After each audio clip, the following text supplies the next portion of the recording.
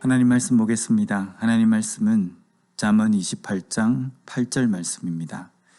중한 별리로 자기 재산을 누리는 것은 가난한 사람을 불쌍히 여기는 자를 위해 그 재산을 저축하는 것이니라. 아멘.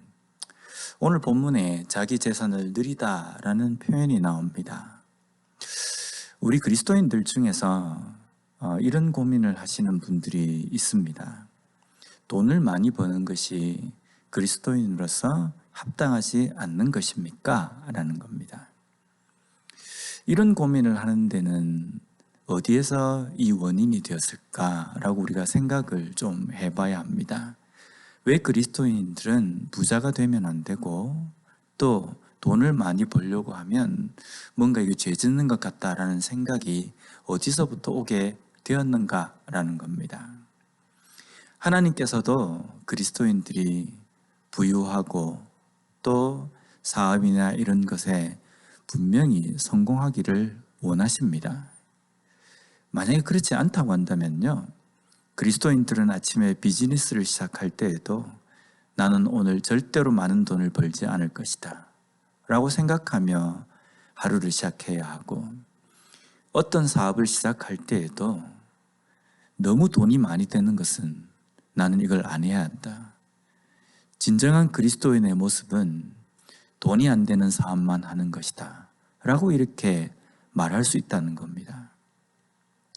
분명히 그리스도인이 돈을 많이 버는가, 부자가 되는가, 이것이 문제가 아니라 과연 왜 돈을 많이 벌려고 하며 왜 부자가 되려고 하는지, 여기에 초점을 맞추고 이것이 어떤 것에 목적이 되어져 있음으로 인해서 또한 어떻게 돈을 많이 벌려고 하며 어떤 방법을 통해서 부유해지려고 하는가, 이것이 결정이 된다는 겁니다.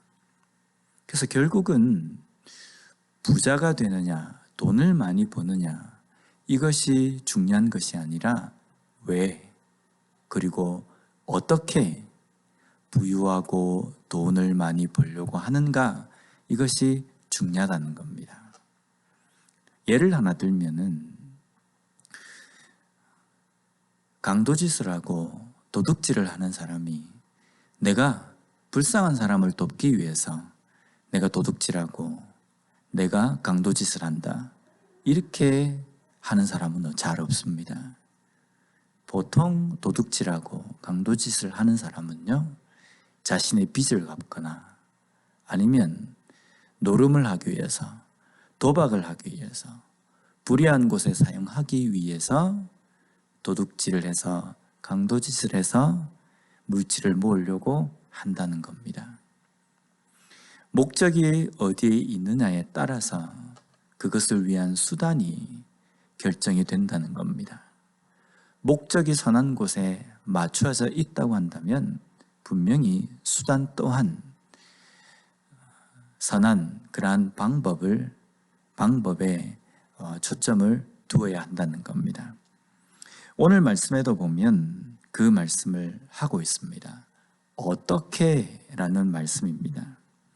그런데 오늘 말씀에는 중한 별리로 자기 재산을 누리는 사람이라고 되어 있습니다.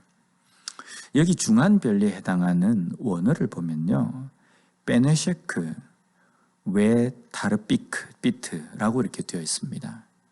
두 가지 모두 다 이 단어를 살펴보면요, 먼저 중한에 해당하는 웨 타르비트라는 이 단어는 타르비트라는 단어가 원형입니다. 뜻은 이자, 이익이라는 뜻입니다.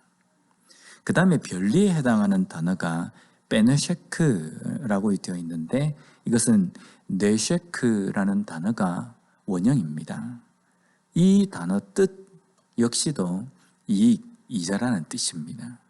그래서 앞뒤 모두가 이자, 이익이라는 겁니다. 그런데 이 히브리 원어에서 이렇게 두 번 이렇게 사용되어질 때는요, 아주 무거운 이자, 중한 이자라는 뜻으로 번역을 합니다. 우리가 돈을 빌리거나 물건을 살 때에 돈을 목돈으로 받고 물건을 한 번에 내가 수령을 하고 내가 그 물건 값을 치르고 그 돈을 갚는 데에는 좀 나누어서 오랜 기간 동안의 시간을 두고 그걸 갚으려고 할 때는 반드시 이자가 붙습니다. 물건도 할부를 사려고 할 때에 이자가 붙어서 나옵니다. 우리는 그걸 보면서 야, 이건 부당한 이익이다. 이거는 아주 좀 문제가 있다라고 생각하지 않습니다. 당연히 내가 그것을 한 번에 받고 내가 그것을 쪼개어서 갚으려고 하면 이자가 발생한다는 것을 알고 있다는 겁니다. 그래서 이자를 받는 것이 나쁜 것이다 라는 것이 아니라 오늘 말씀해 보면 무거운 이자가 문제라는 겁니다. 중한 이자입니다. 중한 이자, 무거운 이자. 어떤 때 이 무거운 이자를 치를 수밖에 없습니까? 신용이 되지 않거나 아니면 어디에서 빌릴 수 없는 상황이 될 때에 그럼에도 불구하고 정말 돈이 필요한 사람에게는 절실합니다. 그 절실할 때에는 비싼 이자를 내고라도 돈을 빌릴 수밖에 없는 상황이 된다는 겁니다. 결국은 이 돈을 빌리는 사람, 중한 이자를 치러야 되는 사람은 결국은 불쌍한 사람, 가난한 사람에 해당된다는 겁니다. 그 어려운 사람에게 무거운 이자를 받아서 이익을 더 많이 챙기려고 하는 사람입니다. 그런데 뒷부분에 보면요, 가난한 사람을 불쌍히 여기는 자가 나옵니다. 가난한 자를 불쌍히 여기다. 여기에서 불쌍히 여기다에 해당하는 단어가 하난이라는 단어인데 이것은 호의를 베풀다, 주다라는 뜻입니다. 그래서 가난한 자를 그냥 참 불쌍하구나 라고 이렇게 생각하는 정도가 아니라 자기의 것을 베풀고 주는 사람입니다.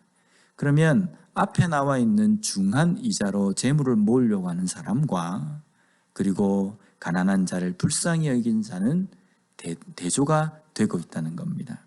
한 사람은 가난한 자의 그 약점과 절실함을 이용해서 이익을 더 많이 남기려고 하는 사람이 있고, 한 사람은 그 가난한 자를 불쌍히 여겨서 자기의 것을 오히려 주는 사람이 있다는 겁니다.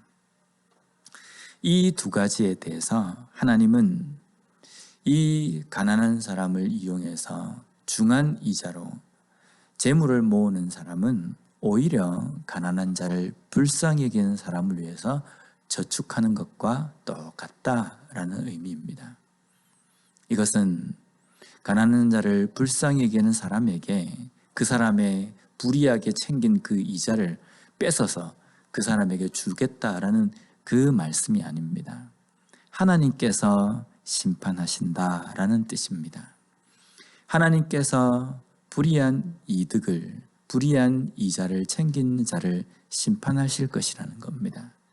또한 가난한 자를 불쌍히 여겨서 자기의 것을 내어준 사람 또한 하나님께서 은혜를 베푸실 것이다 라는 말씀이라는 겁니다.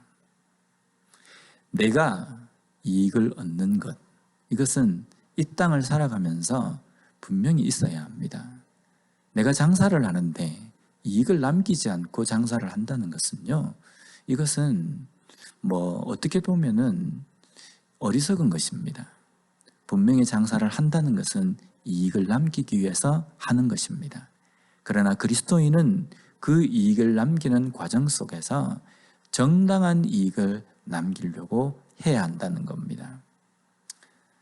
다른 사람들은 이만한 이익을 받으면 되는데 그것을 좀 부풀려서 더 많은 이익을 받으려고 할 때에 그리스도인은 그럼에도 불구하고 그렇게 불이한 이득을 더 많이 챙길 수 있는 상황임에도 불구하고 정당한 이익만을 받는 것, 그것이 그러한 모습이 되어야 된다는 겁니다.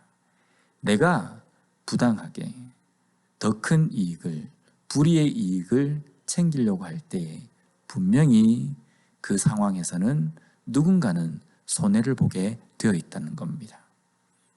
오늘날 우리가 이 땅의 삶을 살아갈 때에 이것을 우리가 돌아봤으면 좋겠습니다. 첫 번째는 나는 과연 이 땅에서 내가 수고한 만큼의 이익을 얻으려고 하고 있는가?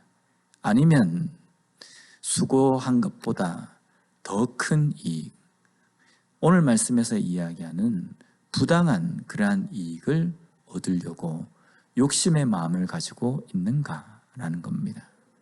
두 번째는 내 주변에 있는 가난한 자뿐만 아니라 다른 사람들에게 나는 과연 긍휼의 마음을 가지고 살아가고 있는지 다시 한번 돌아봄으로 말미암아 우리에게 주어진 이 땅의 삶 속에서 올바른 경제관과 또한 주변 사람들에게 하나님께서 우리에게 말씀하신 긍휼한 마음을 가지고 살아갈 수 있는 우리 모두가 되었으면 좋겠습니다.